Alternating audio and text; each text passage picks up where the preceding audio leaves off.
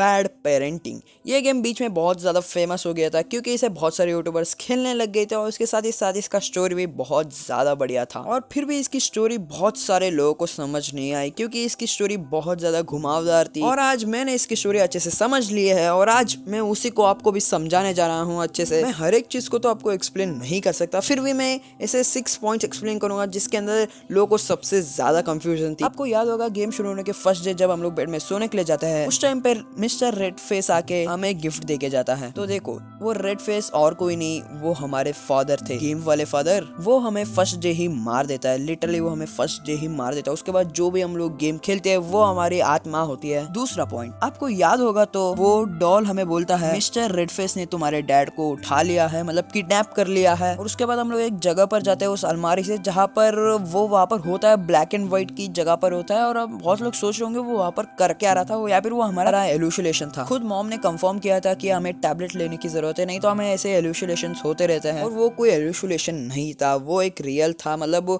हमारी आत्मा वहाँ पर गई थी उसका वो कार्ड उठाने के लिए, वही वाला कार्ड जिससे वो डॉल हमें बोलता है इस कार्ड से हम लोग मिस्टर रेड फेस को मार सकते हैं। वो कार्ड कोई मारने का जरिया नहीं था, वो था उस होटल का नाम, एड्रेस, सब कुछ। और उसके बाद हमें पता चलता है हमारी मॉम को भी मिस्टर रेड फेस ने उठा लिया है। और हमें वो बाद में दिखती है एक जगह पर जहाँ पर वो रो रही होती है बैठ के, और वो जगह भी ब्लैक एंड व्हाइट होती है और वहीं पर हम लोग वो कार्ड फेंक देते हैं। वो जगह कौन सी मैं बता दूं, वो जगह थी जब हमारे लास्ट में हमारी मॉम रो रही होती है पुलिस के सामने बैठ के, और जब एक कार्ड आके गिरता है वो वही जगह थी और वहीं पर हमने अपना कार्ड ड्रॉप किया था, मतलब फेंका था। और एक और चीज थी जब मैंने नोटिस की थी, बहुत सारे यूट्यूबर्स और बहुत सारे लोग एक चीज समझ नहीं पाए जब वो डॉल बोलती है I am the knowing part of you. मैं उसका मतलब बता देता हूँ। सबसे पहले वो बच्चे के बारे में मैं कुछ बताता हूँ, उसके बाद आपको आगे का समझ आएगा। जो बच्चा मतलब वो हमारा कैरेक्टर होता है ना, उसे पहले से पता था उसके खुद के फादर ने ही उसे मारा है करके, फिर भी वो उस चीज को बिलीव नहीं कर पाता और वो खुद ब खुद कुछ कुछ बना लेता है, रेड फेस वो सब बना के अपने फादर को अच्छा दिखाने की कोशिश करता है। और वो उस चीज को बिलीव ही नहीं कर पा रहा था,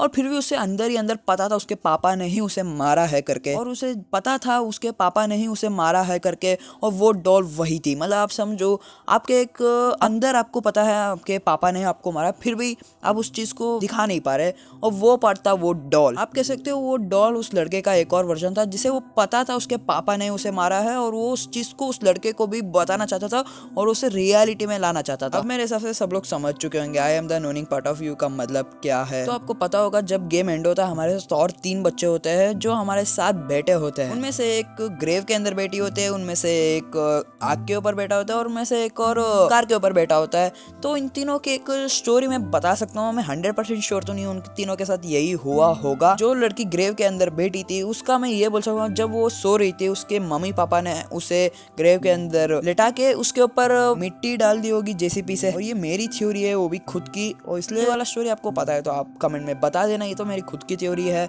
और जो दूसरा लड़का था जो आग में बैठा था उसके साथ कुछ ये हुआ हो सकता है, उसका रूम ही जला दिया हो, या फिर वो जिस घर में तो उस घर को ही जला दिया हो, या फिर उसे उठा के किसी आग में फेंक दिया हो, ऐसा कुछ हो सकता है उसके साथ। और जो कार के ऊपर बैठा था उसका देखा जाए तो लगता है उसके मम्मी पापा ने उसके ऊपर कार चढ़ा दिया होगा, और हम लोग अलमारी में बैठे थे। आप सब लोग तो जानते होंगे हम लोग क्यों अलमारी में बैठे थे। तो अभी मैं लास्ट वाला बताने जा रहा हूँ, सच को तो ये ज़रूरी नहीं है बताना, फिर भी मैं बताने जा रहा हूँ। आपको पता होगा जब हम सब कुछ खत्म हो जाता है उस टाइम पे वो तीनों को दे रहे हैं लड़के, और हम लोग भी हाई कर रहे होते हैं। तो वो सच को तो हम लोग हाई नहीं कर रहे थे, हम लोग बाय कर रहे थे, और जो गेम खेल रहा था उसके लिए वो बाय कर रहे थे उतना ही, क्योंकि वो डी एंड था। सब लोग समझ रहे थे वो हाई कर रहे, ऐसा कुछ नहीं, वो बाय कर रहे थे।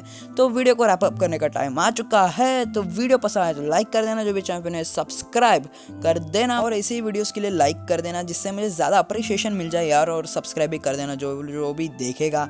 तो मिलते हैं एक और वीडियो में, तब तक के लिए बाय बाय।